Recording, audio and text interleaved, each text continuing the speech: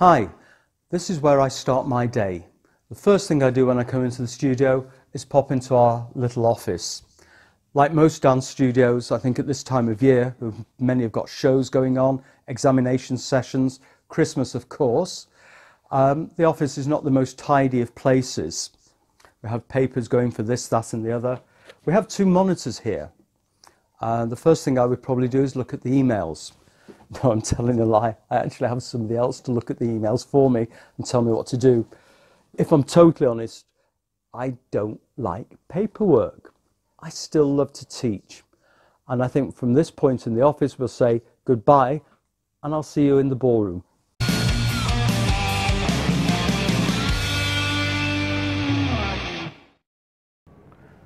Hi, great to see that you've joined me back.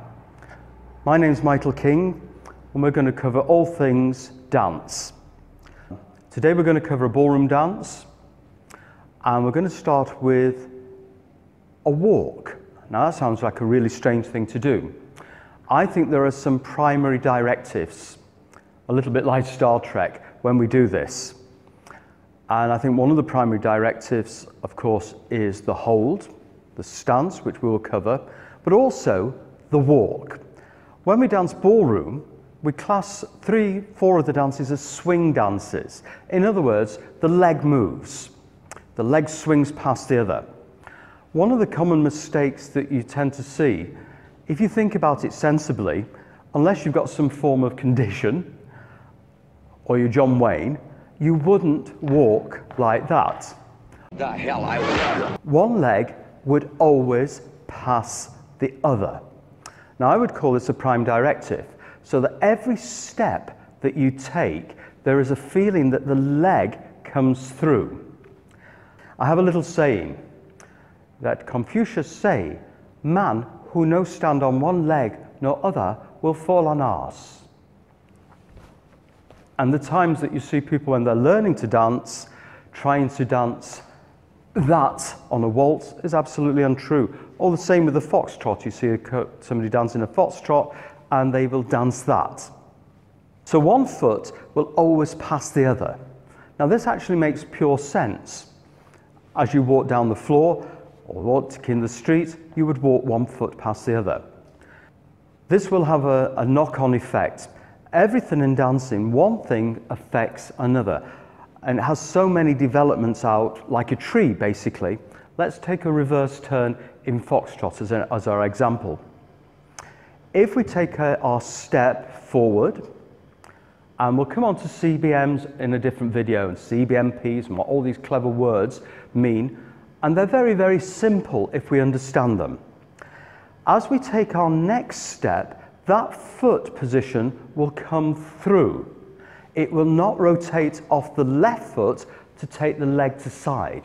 There will be a feeling that the side will come through, one foot has caught the other, so it might finish to side, but the mechanics of it have actually gone through from a forward position to an end position.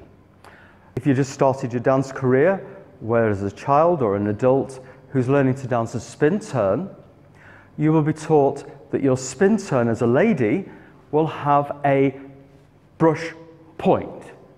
Well, in reality, yes, of course, it does brush point. And I think we see so many children who will learn this art of going in, out. But in reality, it's the foot coming into a center point so that you've got balance to take you off onto your next step. Really, really important. When you're seeing professionals take their theoretical examination, you see so often 4, right foot back, 5, left foot to side and slightly forward, plonk. If we use this rule of one foot passing the other, it works quite beautifully. So we'd have 4 right foot back, 5 left foot to side and slightly forward, but I'm passing the foot through to get to that position. It then makes everything theoretically, and I think we'll do a theoretical session as well at some point in time. Perhaps we can call it Theory Tuesday. Theoretical Tuesday. That sounds quite good, doesn't it? Yeah, that's a good one. So We would have the foot position in the correct position to side and slightly forward in relation to the other foot. It's pointing in the direction we're going. The body is in the right shape. It's also created the correct footwork. I think some of the problems that you have when you're learning to dance and you're getting interested in dance is the amount of times that people go to the library and get a book out. They'll get a theoretical book out. I think that's a little bit like teach yourself brain surgery. There are many, many, many good teachers out there. Get down to a good teacher. And you might say, well, my teacher doesn't tell me this. You've also got to remember that dancing is about development. Everything goes on every day that I walk into a studio. Hopefully I learn something new. It's a little bit like a child having an overcoat. The overcoat might be fabulous, really good quality, but there reaches a point when that child outgrows the overcoat.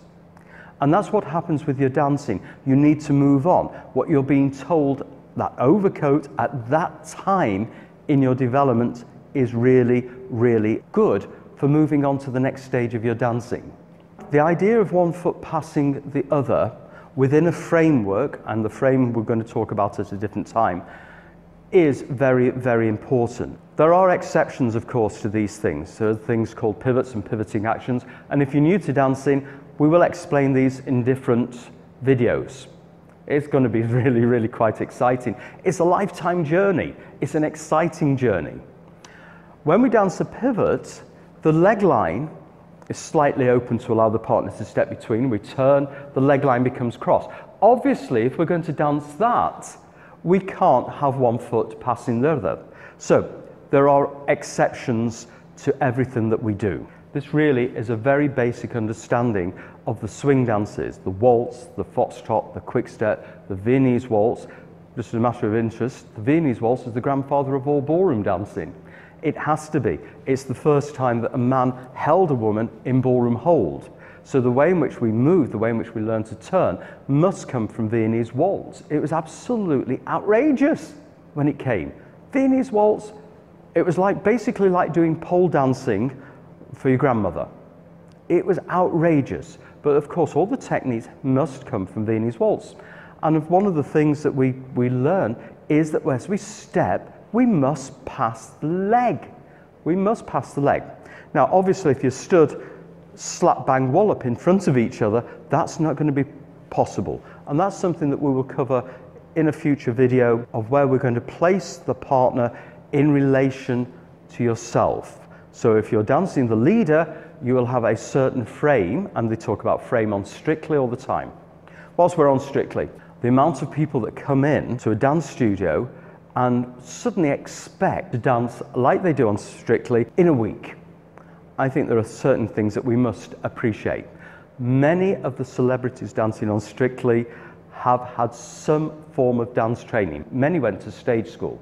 Not all of them, but many did. They're dancing 8 hours a day with a professional with one routine. Are they learning to dance?